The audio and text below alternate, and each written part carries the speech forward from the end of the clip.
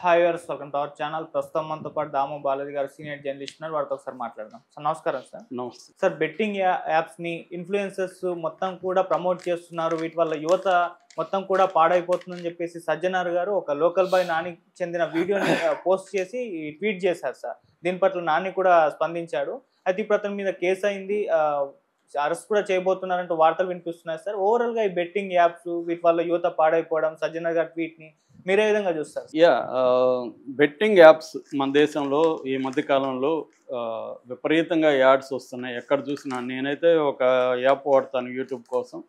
ఆ యాప్లో విపరీతంగా ఓపెన్ చేయగానే బెట్టింగ్ యాప్లే కనిపిస్తాయి, బెట్టింగ్ యాడ్లే కనిపిస్తుంటాయి. అట్లాగే మనకు కొన్ని సైట్లలో కూడా చూస్తే మ్యాటిక్స్ అని, 1x బెట్ అని, 22 బెట్ అని, 10 క్రిక్ అని,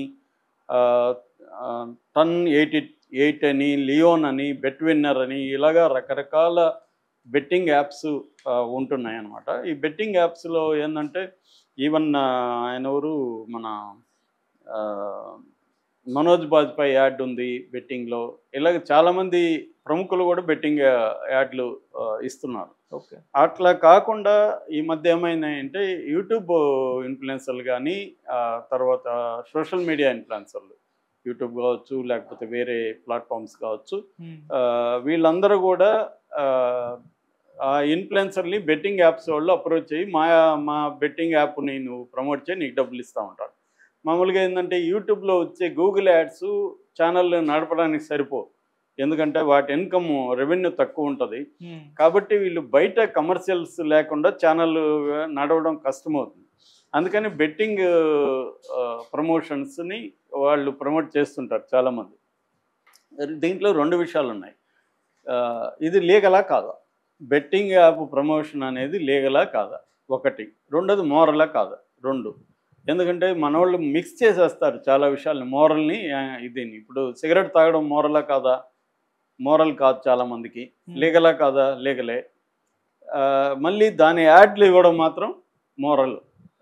లీగల్ కూడా బ్యాన్, యాడ్లు ఇవ్వకూడదు. కానీ దాన్ని ఇప్పుడు వేరే రూపంలో యాడ్ ఇస్తూ ఉంటారు. మళ్ళీ సినిమాలో సిగరెట్ తాగితే కూడా కింద వేస్తుంటారు. అవును. మరి మన అందరికి డౌట్ వచ్చేది ఏమంటే, నువ్వు మరి సిగరెట్లు ఎందుకు బ్యాన్ చేయవురా, సిగరెట్ ఎక్కడంటే అక్కడ అమ్ముతున్నారు, దాన్ని తాగితే మాత్రం నువ్వు తప్పంటావు, అలాంటప్పుడు అమ్మకూడదు కదా అన్న లాజిక్ వస్తుంది, మందైనా సిగరెట్ అయినా. ఎందుకంటే వాటిలో వచ్చే రెవెన్యూ కావాలి వీళ్ళకి, మళ్ళీ వాళ్ళని హింసించాలి, తాగేవాళ్ళు నేరస్తుల్లాగా ట్రీట్ చేయాలి. బెట్టింగ్ యాప్స్ కూడా పరిస్థితి అదే. బెట్టింగ్ని ఇండియా బ్యాన్ చేసిందా లేదా అంటే బ్యాన్ చేయలేదు. మనకి బెట్టింగ్కి సంబంధించిన కొన్ని చట్టాలు ఉన్నాయి. పబ్లిక్ గేమింగ్ యాక్ట్ అంటారు. పబ్లిక్ గేమింగ్ యాక్ట్ 1967లో ఉందన్నమాట. ఈ 1967లో ఉండే పబ్లిక్ గేమింగ్ యాక్ట్ 1867లో ఉండే పబ్లిక్ గేమింగ్ యాక్ట్ ఈ గేమింగ్ దీన్ని బ్యాన్ చేస్తుంది. కానీ ఈ ఆన్లైన్ బెట్టింగ్ని ఇది పట్టించుకోదు. ఇది ఎప్పుడో పాత, అప్పటికి ఆన్లైన్ గేమింగ్ లేవు కదా, అందువల్ల ఈ చట్టం దాన్ని గుర్తించదు. రెండవ చట్టం ఏముంది, మన ఐటీ చట్టం, ఇన్ఫర్మేషన్ యాక్ట్ అంటారు, 2000లో వచ్చింది. అందులో ఈ బెట్టింగ్ గురించి లేదు. కాబట్టి అది కోర్టులు ఏమన్నా దీనికి కూడా అప్లై అవుతుందని వాళ్ళు ఏమన్నా ఇంటర్ప్రెట్ చేస్తారు తప్ప డైరెక్ట్గా ఆ యాక్ట్ దీనికి పనికిరాదు. ఇంకొక ప్రైజ్ ఒమిషన్ యాక్ట్ ఉందన్నమాట. అంటే ఏదన్నా ఒక గేమ్ పెట్టి ప్రైజులు ఇచ్చి ప్రోత్సహించడం, దాన్ని బ్యాన్ చేశారు 1955 చట్టం ప్రకారం. మనకి కొన్ని రాష్ట్రాల్లో క్యాసినో ఓపెన్ అయ్యి బెట్టింగ్, ఇప్పుడు గోవాలో క్యాసినో ఉంది, సిక్కింలో ఉంది, దమన్లో ఉంది. ఇక్కడ ఈ 3 ప్లేసుల్లో కూడా క్యాసినో ఆడచ్చు. కానీ తెలంగాణ, ఆంధ్రప్రదేశ్ మాత్రం ఈ ఆన్లైన్ బెట్టింగ్ని 2022లో బ్యాన్ చేశాయి. సో కాబట్టి ఇక్కడ ఆన్లైన్ బెట్టింగ్ ఈ 2 రాష్ట్రాల్లో కానీ చేస్తే బ్యాన్. కానీ మరి యాడ్ని ఎలా చేస్తున్నాయి గవర్నమెంట్స్? అసలు బెట్టింగ్ యాప్లని ఎందుకు వీళ్ళు తీసేయట్లేదు? బెట్టింగ్ యాప్లు తీసేస్తే అసలు బెట్టింగ్ ప్రమోషన్ ఉండదు కదా. సో ఇక్కడ సజ్జనార్ లాంటి వాళ్ళతో మనలాంటి వాళ్ళకు ఉండే ప్రాబ్లం ఏంటంటే, సజ్జనారు ప్రభుత్వం మీద పోరాటం చేయడు, వ్యక్తుల మీద పోరాటం చేస్తాడు.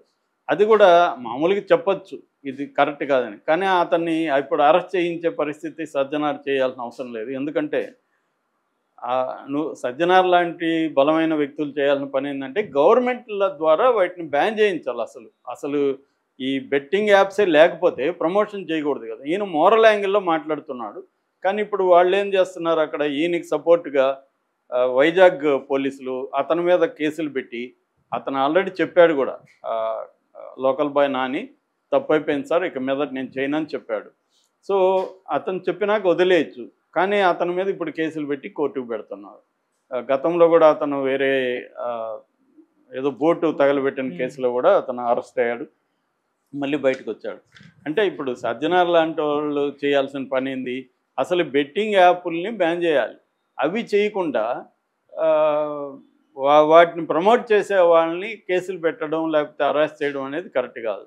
అంటే వాళ్ళకి చెప్పడం తప్పు కాదు, బెట్టింగ్ యాప్ల్ని ప్రమోట్ చేయకండి అని చెప్పడం తప్పు కాదు.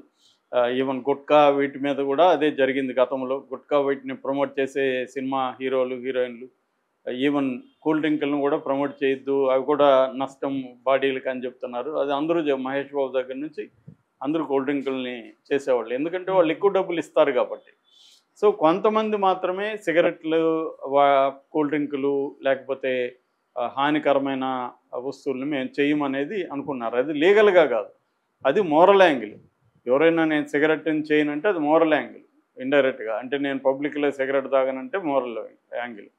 కానీ సినిమాలో సిగరెట్లు తాగకపోతే విలన్లనంత మందు తాగకుండా ఉంటే విలన్లను ఇంకొకరినో ఎలా చూపిస్తాము అనేది హాలీవుడ్లో చాలామంది, అందుకని వాళ్ళ సినిమాలను మేము ఇండియాలో రిలీజ్ చేయము. ఎందుకంటే ఇప్పుడు మంచి ఇంపార్టెంట్ సీన్ వస్తుంటుంది, అక్కడ కింద నువ్వు సిగరెట్ హానికరం అనిస్తే ఆ సీను ఎఫెక్ట్ పోతుంది కదా, దాని ఎఫెక్ట్ పోయి జనం ఇది చూస్తూ ఉంటారు కదా. అంటే ఇది సినిమా కాదన్న ఫీలింగ్. సినిమా అనేది మేక్ బిలీవ్, నమ్మాలి. వీడు సిగరెట్ తాగడం హానికరం అని అక్కడ వేస్తే ఆ ఎమోషనల్ ఎఫెక్ట్ ఉండే సీను, ఆ ఎమోషన్ మిస్ అవుతుంది అనేది వాళ్ళ పాయింట్.